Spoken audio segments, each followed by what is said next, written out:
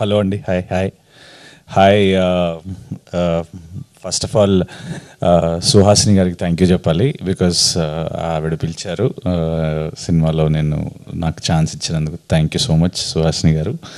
And అదిరే అభియాన ఎక్కడున్నారు భయ్యా ఇక్కడ భయ్యా, thank you so much for giving the opportunity. మీరు సింగిల్ టేక్ సీన్ తీశారు, అప్పుడు గుర్తుందా? అప్పుడే అనుకున్నాను నేను సంథింగ్ ఎల్స్. అంటే తీసే టైంలోనే అది చూసి బాగా ఎక్సైట్ అయ్యి మాట్లాడుకున్నాం మనం, గుర్తుంది కదా? మీ కాన్సెప్ట్స్ అదంతా నాకు చాలా చాలా ఇష్టం అనమాట. థ్యాంక్ యూ ఛాన్స్ ఇచ్చినందుకు. అండ్ నేను ఒకరికి బాగా థ్యాంక్స్ చెప్పుకోవాల్సింది ఏంటంటే, మీరు ఇప్పుడు నన్ను చూసి చాలామంది ఏ బాబు లేవు అంటూ ఉంటారేమో, కానీ యాక్చువల్గా ఐడెంటిటీ నాకు తీసుకొచ్చింది రాజ్ తరుణ్ ఉయ్యాల జంపాల వల్లే. నేను ఈరోజు ఇప్పుడు ఇక్కడ ఉన్నాను, ఇంకా సినిమాలు చేస్తున్నాను అంటే ఓన్లీ బికాస్ ఆఫ్ ఉయ్యాల జంపాలలో మనోడు చితక్కొట్టేశాడు కాబట్టి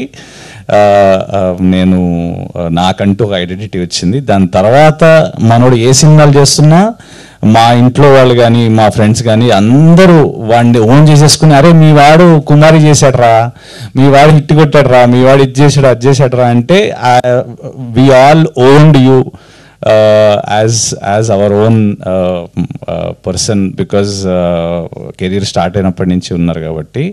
అండ్ మా వాళ్ళే కాదు,